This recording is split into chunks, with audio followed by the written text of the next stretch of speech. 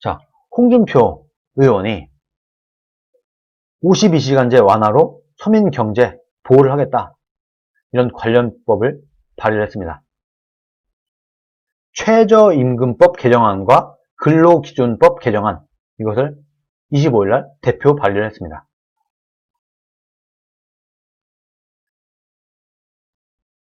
개정안은 예전에 공지했다시피 최저임금제와 주 52시간제가 지금은 강행 규정인데, 이것을 어기면은 벌금을 맞고 감옥에 가고 막 이렇게 돼 있어요. 지금은 이 강행 규정에서 권고제로 바꾸자.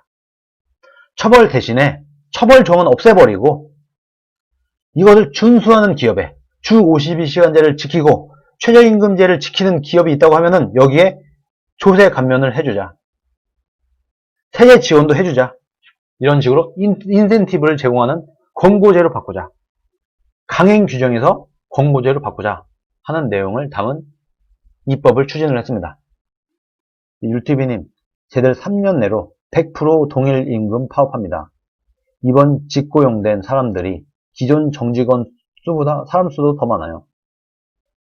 한번 떼써서 뭔가를 얻은 사람은 그걸 계속 하게 됩니다. 자기개발 노력 같은 건 더 이상 할 필요가 없다고 느끼게 되니까요. 떼쓰게 되는 게 자기개발보다 쉽죠. 네, 율TV님, 네, 감사합니다. 지금 기아자동차, 현대, 뭐 이런 노조들 다 그런 겁니다. 지금 율TV님이 하는 말처럼 자기 개발하고 노력하고 자기 신의 경제 생산성을 올릴 생각보다는 열심히 시위하고 투쟁하고 해서 급여를 올리자, 이렇게 생각을 하게 되는 겁니다. 지금 이 짓을 지금 하고 있다, 문재인 정권이.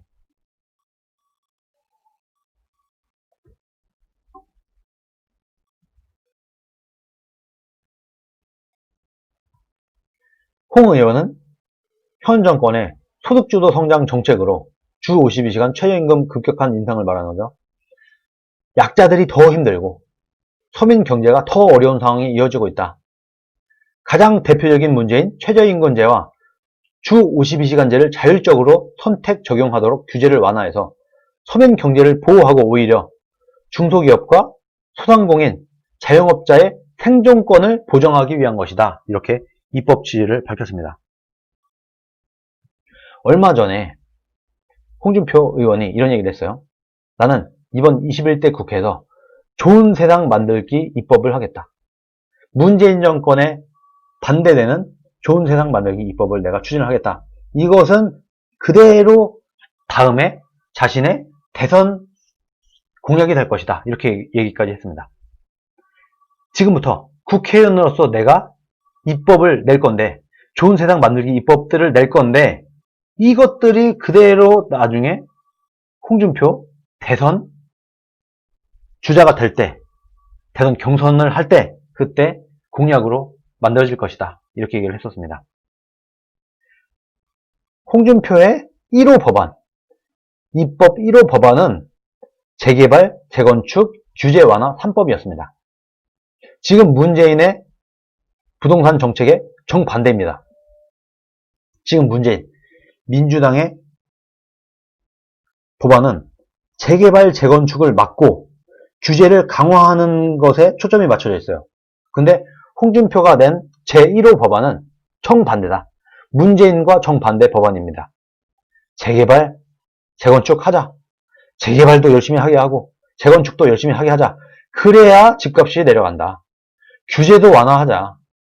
각종 규제, 대기업, 건축, 우리나라 기업들을 꽁꽁 싸매서 아무 일도 못하게 하는 각종 악법 규제들을 우리가 완화시키자. 문재인 정부와 거꾸로 하자. 이런 법안을 냈습니다. 아마 통과가 안 될 겁니다. 그러나 상징적인 의미로 낸 거라고 봅니다. 물론 투쟁은 해야 되겠죠. 이것에 대해서 입법 투쟁은 해야 됩니다. 그런데 지금 정확히 문재인이 하고 있는 것에 정반대되는 개념들이에요. 다 모조리다. 그래도 지금 무소불위의 권한을 갖고 있는 문재인과 민주당이 통과는 안 시켜주겠죠. 그러나 상징적인 의미가 있다. 저는 그렇게 보고 있습니다. 이번에도 아마도 받아주지 않겠죠. 받아주기 힘들겠죠. 2호 법안 또 반대입니다. 최저임금법, 근로기준법 개정안. 권고로 바꾸자. 권고사항으로 바꾸자. 지금 최저임금 급격한 인상, 주 52시간 강제로 우리나라 경제가 박살이 났다. 이것을 다시 되돌릴 수 있는 유일한 방법은 최저임금법, 근로기준법, 권고제로 바꾸자. 획기적으로 바꾸자. 이렇게 지금 홍준표가 주장을 하고 있습니다. 이것도 쉽지 않을 겁니다. 저는 개인적으로 쉽지 않을 거라고 봅니다. 왜? 정반대되니까. 이것을 받아들이게 돼서 만약에 우리나라 경제가 살아나잖아요? 그럼 어떻게 되겠습니까? 즉각적으로 그냥 홍준표가 대선주자 되는 겁니다. 압도적인 대선주자 되는 겁니다. 홍준표가 입법한 그 법대로 했더니 우리나라 경제가 살아나네? 하는 순간 홍준표는 또다시 떠오르게 되겠죠. 그것을 가장 싫어하는 게 문재인 정권입니다. 그래서 좀 어려울 거라고 봅니다만 어쨌든 홍준표는 앞으로도 3호 법안, 4호 법안 계속 준비가 되어 있어요. 제가 몇 개의 법안은 미리 말씀을 드렸죠. 앞으로 계속해서 3호, 4호 계속해서 좋은 세상 만들기 입법을 할 건데 이 모든 거의 대부분의 법안들은 문재인 정부와 정반대다. 앞으로 좋은 세상 만들기 입법들은 모두 다 문재인 정부 하는 것에 정반대되는 입법들이다. 베스트 댓글 잠깐 볼까요? 이 기사에. 홍준표가 희망이다. 이래도 홍준표 안 뽑을래. 닭대가리들아. 제발 홍준표 대통령 시켜보자. 경남도지사로 이미 검증이 됐고 정치 경력도 좋고 검사 시절에도 모래시계 검사로 정의에 어긋나면 다 잡아들였고 홍준표의 진정성과 가치를 아는 국민들이 정말 많아지길 바란다. 이런 게 베스트 댓글에 올라와 있습니다. 미래통합당 의원들아 배지 달고 배 두드리며 국고만 거덜내지 말고 일 좀 해라. 일 좀.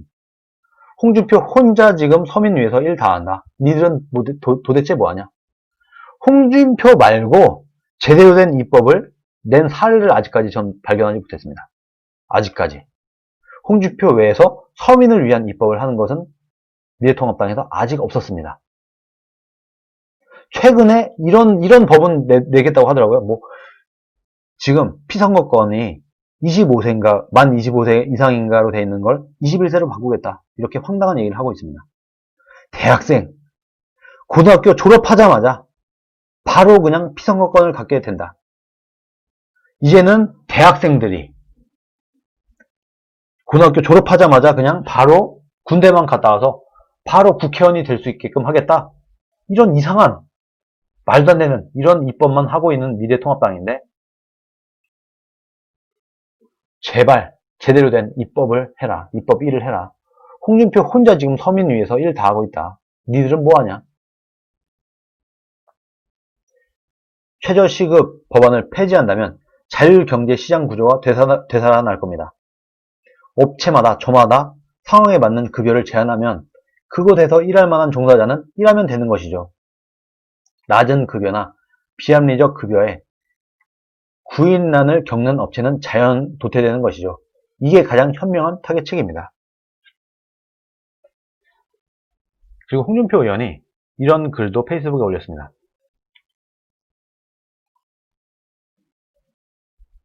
김경수에 대한 얘기를 하고 있어요.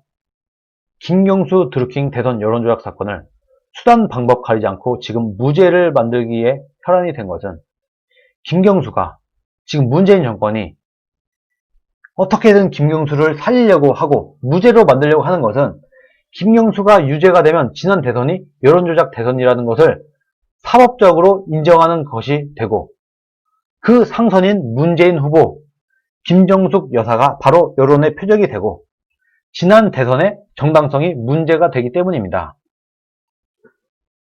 지금 문재인 정권은 김경수를 어떻게든 무죄를 만들려고 노력을 할 것이다. 이것이 만약에 김경수가 유죄가 되면 문재인의 정치적 정당성이 훼손된다. 무너진다. 그렇기 때문에 목숨 걸고 지금 김경수를 무죄로 만들려고 할 것이다.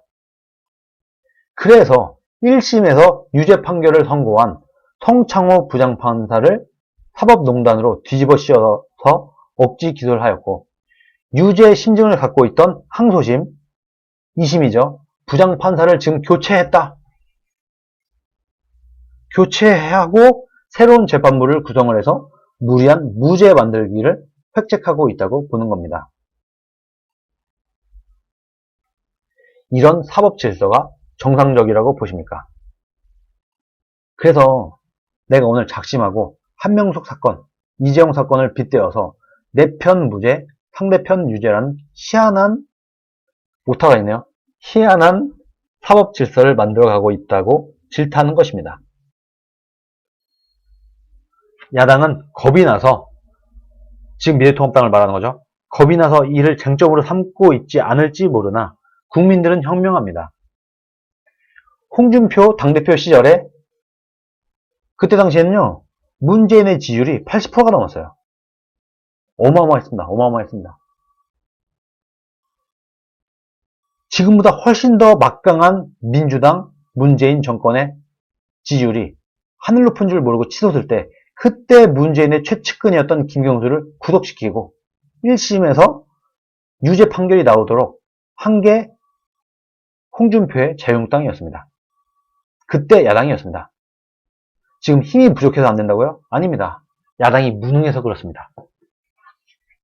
야당은 지금, 미래통합당은 겁이 나서 이를 지금 쟁점으로 삼고 있지 않을지 모르나 국민들은 현명합니다. 다 알고 있습니다. 때가 되면 민심이 폭발할 겁니다. 그때는 아마도 다음 대선 때가 되지 않을까, 이런 예측을 합니다. 지금 슬슬 국민들이 열받고 있습니다. 윤석열을 내치려고 하고 있고, 지들이 뽑아 올린 윤석열을 내치려고 하고 있고, 드루킹 사건도 홍준표가 당대표이던 시절에 감옥에 보내버리고 1심 유죄 판결을 만들어낸 김경수를 지금 무죄를 만들려고 하는 이 모든 것을 국민들이 다 보고 있다. 미래통합당은 지금 쫄보라서 이 사건에 대해서 제대로 싸우지 않고 있는지 모르겠으되 국민들은 다 알고 있다.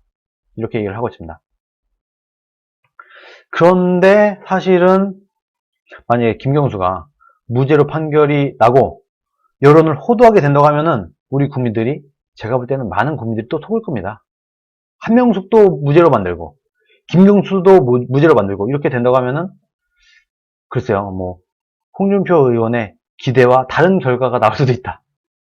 저는 그렇게 봅니다. 우리 국민들이 뭐 현명하다 이렇게 뭐 정치인들은 말할 수밖에 없겠지만 저는 뭐 사실 그렇게는 보지 않습니다.